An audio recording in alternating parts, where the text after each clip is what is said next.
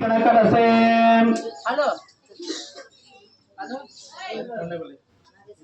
दक्षिण कलश त्या कलशाला स्पर्श करून सगळेजण म्हणायचं ओम वरुणाय नमः मनामध्ये म्हणायचं ओम दक्षिण कलशे ओम सत्तायामिते मंत्र शंसेन से परसे वर्णो देवता मुक्तोपछन्दः वर्णवाहने विनयोगः ओम सत्तायामि ब्रह्मणा वन्द्यमानस्तु जातत्संविधान भविर्भविन्यमानो वर्णभ्याम शुभनं शमनं अयं ब्रह्मोषे यमं मे वर्णं शुद्धं ब्रह्म दौलश्चके ओम बहु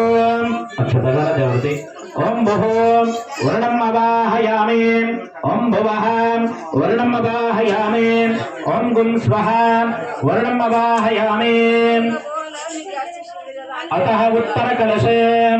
ओम सगळेजण ओम वास्तुष्पतये नमः म्हणायचं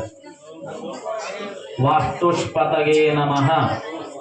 ओम वास्तुष्पतये प्रतिजन्यामत्तेन सन्मेषान भवा भवानां यत्महे प्रत्तन्नो द्विपदे एं चतुष्पदे ओम भुवो वास्तुष्पतिम् अवाहयामि ओम भवः वास्तुष्पतिम् अवाहयामि ओम गुं स्वः वास्तुष्पतिम् अवाहयामि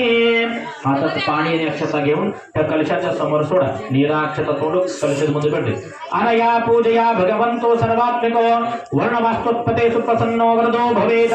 इति साक्षता हिरण्यकेन विसर्जेत सगळेजण हात जोडून नमस्कार करा त्या कलशाला सर्व मंगल मांगल्ये शिवे सर्वार्थ साधिके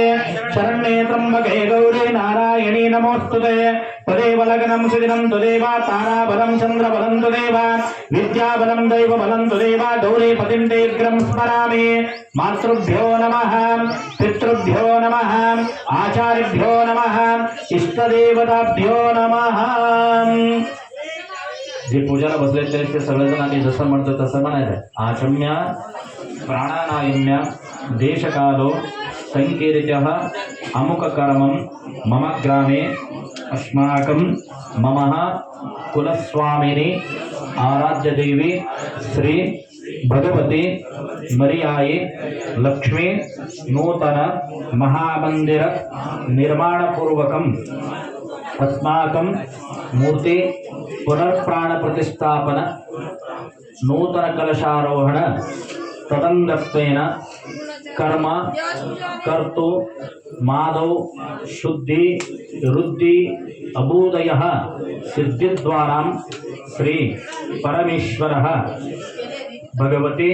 मरियाई प्रीत्यर्थं व्रत नियमं संध्यादं